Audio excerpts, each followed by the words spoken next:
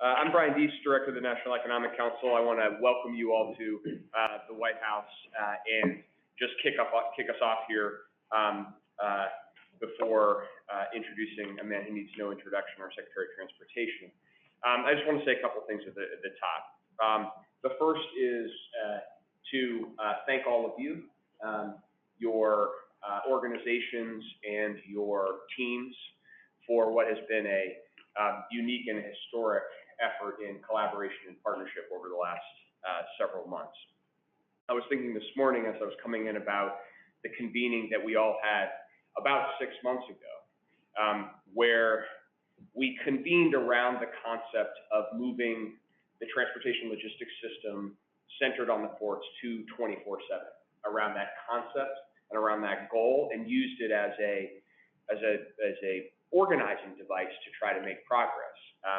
And I think that we've made enormous progress over the last 6 months collectively, and positioned ourselves to deal with the next new challenge, the next new issue, and I think that that's going to be our life here for some significant period of time. And so today we now come together for the next step, which is how do we go from 24/7 to the 21st century and actually move to transparent digital data optimization that will improve each of your ability to operate, but none of you alone is going to be able to make that happen.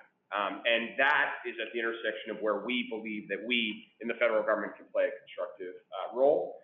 The second point I want to make is your supply chain is a private sector supply chain where companies, organizations, labor work together to make this happen. And so we have always viewed our role at the federal government as coordinating, collaborating, and investing in service of trying to make that private sector supply chain work more effectively. So that, all of which is to say, nothing will work here unless we find places of collaboration where business and labor, the government, state, local, federal, can all find collaborative opportunities. There is no public option solution to any of these problems. It's about coordination, and it's about working together. And on that front, I think that, I just want to say a note of thanks to the person to my right here, John Porcari, for coming in and serving in the role that he has in working on a day-to-day basis to provide that coordination and collaboration, which I hope has each of you have felt in your engagement over this process. So where we find ourselves today now is with a lot of progress, and I do want to note that progress, that when we were here in September, October, the principal overriding concern was like the big Christmas crisis, the big holiday that was going to fall apart because we weren't going to be able to move goods through the logistics system, and that was a dog that didn't bark because of an extraordinary amount of work from people around the table, et cetera. And now we face new challenges, but we face challenges in a much better situation if we look at the key metrics that you all follow on a daily basis, but new challenges ahead. So that's where, I think today our hope is that we could really dig in and say, now we've, from 24/7 to 21st century, what's that going to take? What do we need to do? What can we do better on the federal government side? Really try to dig in the same way we did 6 months ago, set that vision, that organizing principle, and then go from there. There's all sorts of jokes about go with the flow or otherwise leave to others to make over the course of 75 minutes. But I think that's our core goal here today is how do we pivot, set that organizing principle, set this concept out, just like we did with 24/7. We all sat around a table and said, we don't have every answer for how we get for 24/7. But if we did, someone would have figured it out before. We don't have every answer for how we go to 21st century digitally optimized transportation logistics flow here. But if we set out that common goal and parameters, et cetera, hopefully we can make a lot of progress. So with that, let me pause, turn over to Secretary Buttigieg, and then we will get ourselves into this conversation. Great. Well, not much I can add to that, Brian. First of all, thank you for making sure, really from the get-go, that these supply chain issues, which have now become a household term, but I think warrant when you first were ringing the bell about them have attention at the highest level here. I think it's made a big difference. Grateful to John Fercari, my colleague, for all of your work, and to all of you for being here, both in your specific capacities that you bring here, and also on behalf of the many people of your organization, the workers, the mariners, the longshoremen, the drivers, the warehouse folks who actually make up our supply chain in the truest sense of it. And what I really am looking forward to in this discussion is I think this really helps us shine a light on how a public-private partnership should work. It's definitely an example of one of those things that if it doesn't work on a handshake, it doesn't work. Nobody can command this kind of sharing, but what we also know is that it needs to happen.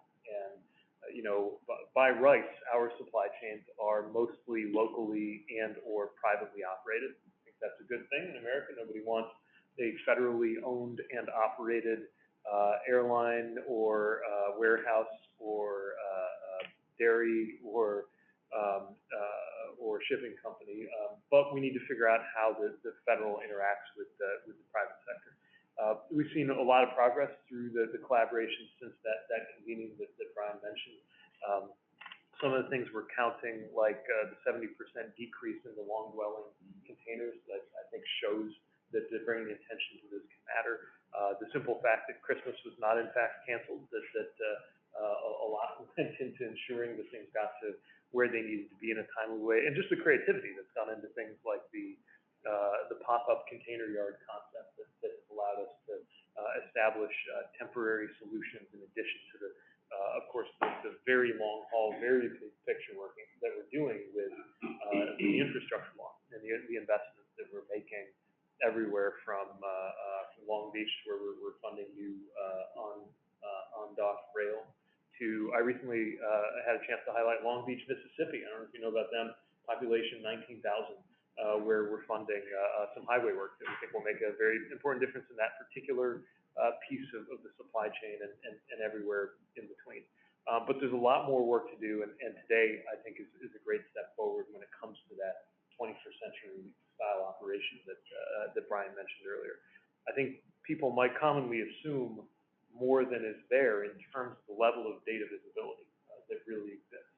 And what we know is if an importer doesn't know the location of their cargo, or if a warehouse doesn't have visibility of what's coming in, or a truck driver doesn't actually know when in a 7-hour window is the right time to hit the port gate or to hit the warehouse, that has consequences in terms of shipping times, in terms of business costs, and very importantly right now as we're battling inflation, in terms of the prices that people pay at home, which is why there is also just a very important kitchen table impact to this work. So with that, we're teaming up to launch this initiative, Flow. Freight logistics optimization works. I'm going to try to memorize that, what it stands for, but I think we'll just go with Flow, so to speak, at the outset. And just so glad to have you here at the White House, and those who are joining us virtually as well, because even though it's not always flashy, this kind of data sharing and infrastructure, I do think is as fundamentally important as the concrete brick and mortar work that people might see or understand better. And there is precedent for this. So if you think about aviation, there's a SIAS, don't ask me the acronym behind that, but it's a data sharing entity that allows industry to improve safety and create the kind of visibility that different players need. And that's something I think we can establish here. So I'm really enthused about this. We're ready to team up with you and eager to discuss exactly how to make it work and how we can hopefully make this something that more and more people will want to be part of and contribute to. So with that, I think we'll turn to discussion of progress to date, and I'll hand it back to Brian. Great. All right.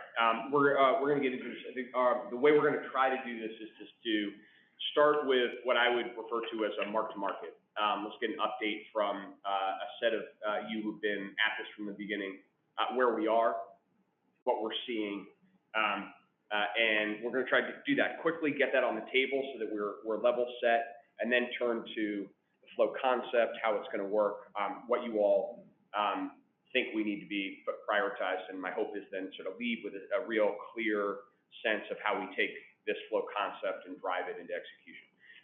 So we'll start on the mark-to-market side, and we'll start with Mario and Jean, who are literally on the ground and at the operating level. I'll start with you, Mario. If you could just give us the sort of state of play from where you sit, where we've come and where you think we are. Sure. Thank you so much, Brian, and thank you all for being here this morning. So I think you're seeing the common theme that we're talking here: progress, collaboration. And I think the great example is what we've done in Southern California with the leadership of this administration, the Biden-Harris administration, Supply Chain Disruption Task Force, the NEC, the DOT, and the very key stakeholders in the conflict. So suffice to say, as you know, in Southern California, it was like we're under the microscope there with regard to the nation's largest port complex, responsible for 40% of the nation's imports, and of course, a lot of writing about congestion and bottlenecks. But the good news that I'd like to say is particularly 4 action steps that were taken in the San Pedro Bay complex. Number 1, we identified vacant land, staging land. We talked about the pop-up. Port of Long Beach moved forward back last year with a beginning example of allocating 20 acres. Now that's 90 acres. And again, with the partnership we have with Port of LA, that complex has about approximately a little bit more than an excess of 200 acres of staging area. So that's great progress there. Number 2, we talked about expanded gate hours, Ryan, the 24/7 concept. You know, a work in progress, but as Brian referenced, what it did do is expand gate hours and the collaborative spirit that we've had to make sure that, again, the marine terminal operators and the stakeholders and the supply chain through the warehouses, up to the warehouses, have to expand those hours of operations. Long Beach began with a pilot project at TTI, followed months after we were here in October by Phoenix Marine on the Port of Los Angeles side. And recently, another terminal just indicated that they're going to further expand the 3 to 7 a.m. gate hours, which is the hoot shift. So there's progress. Number 3, the long road container fee that was passed by the port by way of tariff. We haven't collected that fee, but the progress has been in the success that the stakeholders, you were there, you made the tour with us, both ports. It has been a tremendous reduction in the long road container by that plus 9 days. We had, beginning of the conversation, we had like 50% of containers at our terminals were there 9 days or more. So thankfully, that's been tremendously reduced. I think the Secretary mentioned we're up to the 70th percentile in that reduction. Tremendous progress there. Third is the empty container question. Like the import container, we had severe capacity constraints at the marine terminal operators when we started the conversation in September and the fall of last year. That number represented upwards of 50% of the containers at the marine terminal operators on the average in the San Pedro Bay complex. Empty containers to sit in. The good news is we have moved forward with substantially reducing that. Again, for the Port of Long Beach, that figure now comes down to the low 33 percentile. I think Los Angeles also made tremendous success. The point being is because of the collaborative conversations, everybody has rolled up their sleeves and made efforts to move the cart. Because at the end of the day, that's what we're talking about. It's not just moving information and data. It's moving the cargo. And those of you who are here from the shipping side, that's the bottom line. So, and last, I want to say in terms of specifically the Long Beach, we completed finally at the last phase of a major endeavor we've had over the last 8 years. That's Long Beach Container Terminal. That last phase completed in the fall of last year or summer of last year. Now basically means that Long Beach Container Terminal by itself now has an additional million in terms of container capacity with a total of 3.5 million. And of course, both ports have moved forward with the respective dashboards and making sure that we have that data information for the stakeholders. So that's a lot of progress there, and we'll talk more about it in the second component of this conversation. But let me just end by 2 concerns that we have. Number 1, the issue of rail. That's a significant concern for the San Pedro Bay complex. Compared to moving the rail year to year from 2021 as opposed to 2020, it's very concerning in terms of the low number. We're like around 21% of rail use in the San Pedro Bay complex on the average. Specific to Long Beach, I can tell you that the container I just referenced, Long Beach Container Terminal, Last week, we had a conversation, John, as you may be aware, people on the stakeholder conversation. That terminal had 6,000 rail containers just sitting there waiting for rail cars. Now, here we are, today, that number has increased to 12,000. Just one container terminal, rail cars or rail containers ready, waiting for rail cars. Now, if you add another terminal, TTI, just on Long Beach alone, we have more containers sitting there idling, waiting for rail cars, than if you have Seattle, Tacoma, and Oakland put together. Add to LA's number, I mean, that's really an acceptable number. So, Liz has been made, to come into a stakeholder meeting to address that specific issue, so that's again, an issue that, I'm very excited that we're gonna tackle. And last, the developments are happening right now in Asia. We all know factories are starting to close in the Shenzhen area, so you have ports like Shenzhen, Qingdao, and Yantian, major ports of origin to this complex. Now, you know what's gonna happen next. Port there closes, here we go with the domino effect, and we're gonna start over again. So that's very concerning. And again, in the interest of time, I'll end my commentary, but the bottom line in terms of what we've been able to do at the San Pedro Bay Complex to address these significant capacity constraints we had going back to October. I think it's fair to say we've made a lot of improvement. Again, mission's not accomplished yet. We're still gonna roll up our sleeves and keep moving the needle here. Thank you so much. Thanks, Mark. Gene, love the perspective from you, and in addition to where things stand, also how you think about the data bolting in here. I remember you've been from our first conversation saying 24/7 and but data. So give us your sort of mark to market and what you're prioritizing right now. Sure. I think all of the things that Mario just covered are very important, directed to Secretary Buttigieg. We've got latent capacity still at these ports, so it's a match of probably 12 handoffs across the supply chain that have to get more in sync. Some of that is done through great work efforts, these relationships that we've developed over decades, but also the flow of data and the importance of those handoffs. A couple of examples. While we've cut imports on our docks in half since that October 13th meeting, and we've cut long aging containers by 70%, we still have more than half of our truck gates that go unused every single day. That means we could theoretically double our truck business tomorrow if we used every gate. Now, there are nuances within that. Do you have all the right assets in place at the proper time? Is everybody on deck? Is there space at the warehouse, et cetera, et cetera? All of that needs to continue in our clear focus of these handoffs. Another area that's of great importance, many of us have talked about nationwide, we're short 80,000 truckers, and the American Trucking Association has to say. In Southern California, we don't have a shortage of truckers, a shortage of good jobs. More than 660,000 commercial driver's licenses have been issued in the state of California, and yet, of the 9,000 truckers that call on a weekly basis at our port complex, we could probably use about 3,000 or 5,000 more.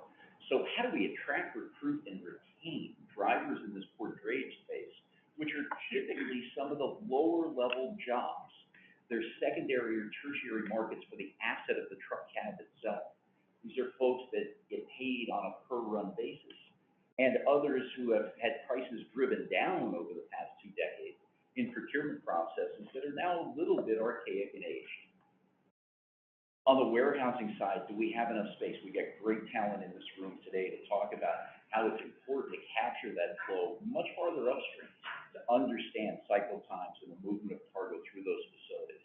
Because of all of the thrust of this import volume based on how much the American consumer is buying, we've commingled fulfillment with cross-dock, with distribution, and with pure warehousing in Southern California. Yet we still boast 2 billion square feet under roof, the largest complex of any in the world today. So as you can see from just a couple of these areas where progress has been made, it's been done with rolling up your sleeves, elbow grease, spreadsheets, and phone calls, not necessarily using the data that's been out there for so long, and in many cases in a silo fashion. So how do we break down some of those silos? How do we give people confidence that the data won't be weaponized, whether it be in the private sector, the public, or in the labor workforce? That's a key hurdle to get over for all of us. And in our views of data sharing, anything proprietary. Generic data in combination with that of CBP and the U.S. Automated Manifest Systems data, that gives you a real clean look at cargo that's been loaded to vessels early on in Asia, so we can plan that staffing need as well as the equipment load. And really, in summation, this all comes down to the competitiveness of the American economy and the American company. 90% of trade moves on water today. There's no getting away from this. There will be shifts in markets. There will be needs that change. There'll be things that we have to pivot to on a dime, like we've been doing for the past 2 years. Unforeseen changes, but we need to be able to start seeing around corners.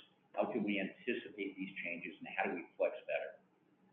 In China, after having worked there for a number of years, even if a terminal shuts down in South China, there's the ability to go right across the Pearl River Delta to Qiwan, to Nansha, to Dongguan. Cargo will move. It's not going to be just a stoppage. Qingdao is in the far northern reaches of Bohai Bay. There's opportunities between Qingdao and Shanghai. If Ningbo has a problem, you can truck 3 hours away to the Shanghai Deep Sea Port at Yangshan. So there are always ways we can move cargo, but every day in the supply chain, there's something that gives us a headwind. And we just have to find a way, the American supply chain, to be more resilient. Part of that is the data play. Having an opportunity for a nationwide view of the American exporter to see where those opportunity maps may lie. How do you match up containers with truck and rail service? Combine those with shipping schedules in order to effect a smoother look at getting the American farmer and manufacturer back in the international game is really what the Flow is all about. Reducing those barriers, which will reduce costs, which will give opportunity to the American company who exports, is key to this entire conversation. So I think this network of folks that we have assembled here today exemplifies what that effort has been like over the last 2 years, and more importantly, since the federal government started back in February last year, when the president was inaugurated, we started with the EO and supply chain and the designation of the Disruption Task Force, bringing on the port envoy to have these meetings off of your meeting, Secretary, on the 15th of July, which captured the essence of what the private sector supply chain and its public entities were seeing, what we needed to get across, how we needed to move forward and get over some of these hurdles. The federal government's role in this, in my opinion, is absolutely key, because you have that great convening power.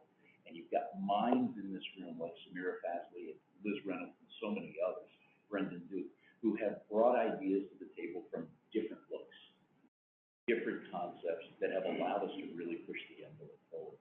So that engagement has to stay.